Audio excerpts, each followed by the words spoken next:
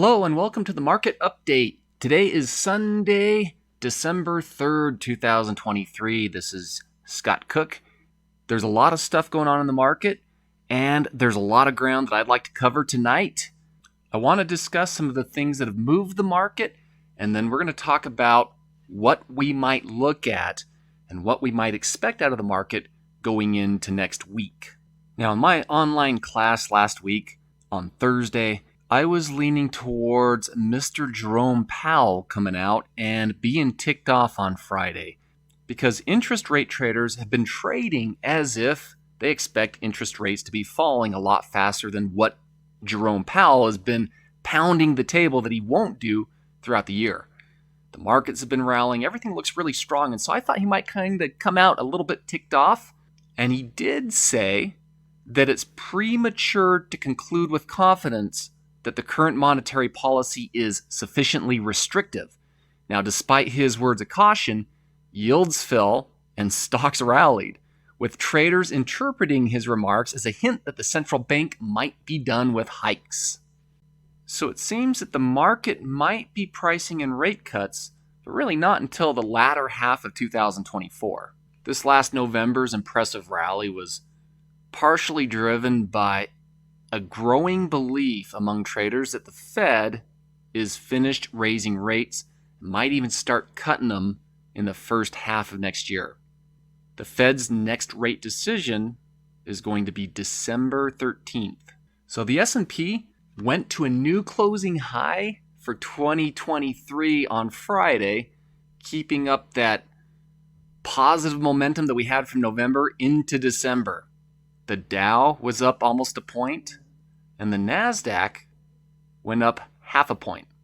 One of the stocks that I like to follow in the S&P 500 is Paramount, and it had a huge jump on Friday, going up almost 10%.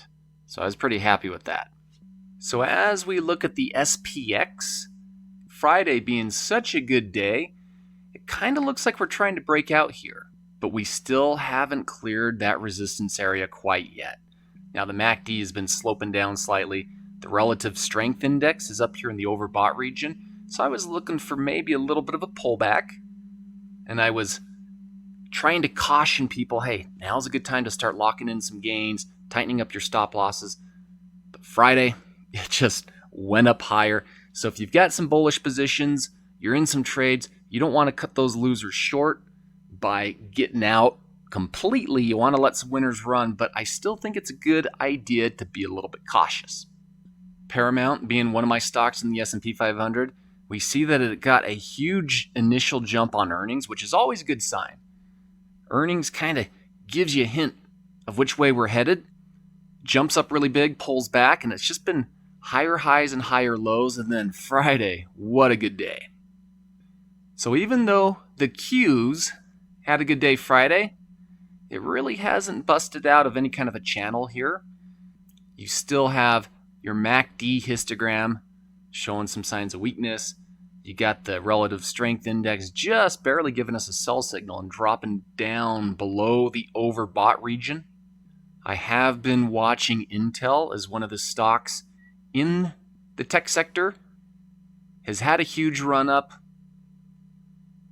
Has given us some sell signals. However, we've got the CHIP Act and some big government contracts potentially being awarded soon. And Intel, in my opinion, could be one of the surprise winners of these government contracts. So this one could turn on a dime. This is a stock that I've been watching with a lot of interest. But from a technical analysis standpoint, it looks like we could come down further from here. And then here's the Dow clearly breaking through previous resistance. And we finally got some good volume action on Friday to go along with that breakout. So let's quickly discuss some of the big events moving the market. So on Thursday, one of the Fed's key inflation gauges was in line with expectations. The headline PCE was flat on the month and rose 3% for the year. So continuing unemployment claims actually surged to 1.93 million, which is the highest level since 2021.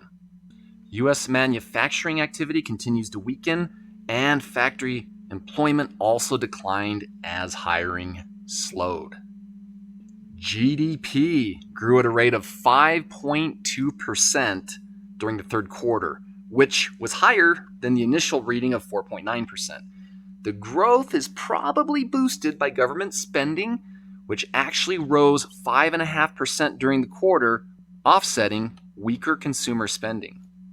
New home sales fell 5.6% from the prior month as higher mortgage rates really kind of just reduced affordability even further. A federal judge ruled against Meta in a privacy fight with the FTC, which allows the regulator to reduce the amount of money Meta can make from users under 18. The FTC is also going to limit some of Meta's usage of facial recognition technology. The Disney CEO says the company is ready to start building again, including plans to invest $60 billion into its theme parks over the next decade. Some of the things to be aware of on a global scale is China's factory activity shrinks for the second month as the official manufacturing PMI fell from October below the average forecast also. European countries' inflation rates have gone down, well below forecasts, and Canada's economy has unexpectedly shrunk as growth continues to sputter with high interest rates. The GDP reading came in below the Bank of Canada's projected gain. Something that I think we ought to pay attention to is that unrealized losses on investment securities held by U.S. banks hit $684 billion in the third quarter, according to the FDIC. This is about a 22.5% jump compared to unrealized losses seen last year. The jump was primarily driven by rising mortgage rates, reducing the value of mortgage-backed securities held by banks. The FDIC is claiming that banks remain well capitalized. This comes as usage of the Fed's emergency funding facility for banks hits another record high of $114 billion. So, did the banking crisis ever really end? I just think it's interesting that the FDIC says banks are well capitalized, but then there's record borrowing. So, you decide. If you think the banking industry might come under some pressure, some problems, one of the things that we might be looking at is FAZ. This is the triple leveraged ETF. If the financial industry has some issues, this thing right here is supposed to go up in value. So definitely something to have in the watch list. In fact, we may be nearing some record lows here.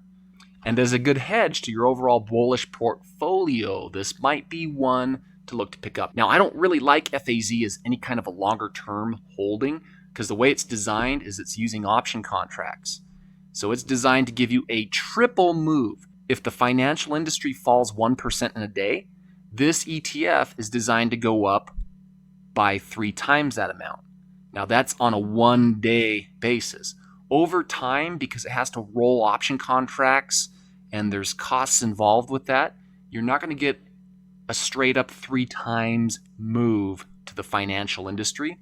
But if the financial industry does come under pressure and experience some hard times, this will go up. So keep an eye on it. One thing I like to pay attention to is the AAII Sentiment Survey. Now, in a 4-week time frame, bearish respondents dropped to under 20% for the first time since 2018. This is one of the biggest 4-week drops in sentiment from a point where a majority of respondents were bearish ever. This is a great contrarian indicator. So even though all the markets are pressing forward and December is historically a bullish month for the market, there's some signs that we should be cautious. Now, I don't want to cut my winners short. I want to continue to let them run, but I also want to be very careful. I don't want to just be buying with abandon right now. I've been watching a lot of small cap stocks really make a huge run recently. So there's definitely some small caps to be aware of, but be careful with these guys because sometimes they're pump and dumps. They get pushed up, you get FOMO, you jump into the high point, and then they retrace. So a stock like Newegg, where it had a huge Friday. There's a lot of short interest on this company, and it could be a candidate for a short squeeze. It could also be something that's very risky and pulls back strongly. The midpoint of a large candle like this, which puts us at about $1.50 a share, could be some short-term support. But a lot of these microcaps have been moving pretty big over the last week. So looking at the week ahead, we don't have anything major on Monday that should move the market. Tuesday, we've got the ISM and the JOLTS, which could have significant impact on the market. Wednesday, we have the ADP non-farm employment change. Thursday, we've got unemployment claims. And then Friday, we've got more unemployment data coming out. Now, right here, it shows that we have the University of Michigan consumer sentiment. Even though the Forex Factory places high priority on this, high impact expected, honestly, I've done some research, I've looked at the past data, and I don't think there's a high correlation, so I wouldn't really worry too much about this having any kind of a strong impact on the market. I think we're going to see some earlier moves from unemployment data, possibly on Thursday and even Wednesday, which is likely to have a little bit more impact on the market. But for now, I'm going to default to two things that I'm looking at for my market forecast. Number one is the VIX. I already looked at sentiment data, and I talked a little bit about that as being a contrarian indicator. And right now, everybody's feeling pretty bullish on the market, so that's when you got to watch out. Well, the VIX is also at a big low. They say when the VIX is high, good time to buy. When the VIX is low, watch out below. This is your measurement of fear and greed in the marketplace. And right now, fear is quite a low. And fear could stay low for a while, but I do exercise a little bit more caution when fear levels are low. So when the VIX is low like this, I'm going to be a little bit more cautious with the market. But at the same time, I don't want to miss out on breakouts and moves a lot higher. And right now, the market is looking pretty strong, especially when you look at the Dow and the S&P 500. It looks to be breaking out. So even though I'm going to be a little bit more cautious right now, historically, December is a bullish month. The first week or two of December, generally you get a little bit of a hitch in the market. On December 7th, we're going to see a lot of companies are unable to do their buybacks at that point. So companies doing share buybacks, propping up share prices. We're going to see that end on December 7th. There's a blackout. We could see some consolidation after these big run-ups over the next week or two. But I do expect the Santa Claus rally to remain in full effect. I am looking at a bullish December overall. The trend is up. You got to trade with the trend. But it is okay to be a little extra cautious right now, especially with all the big upward moves we've had. No stock or no market goes straight up or straight down. We've gotten a pretty good run in November, and we've got some indicators hinting at potential pullbacks. Whatever your approach to the market this week, I wish you good luck and happy trading.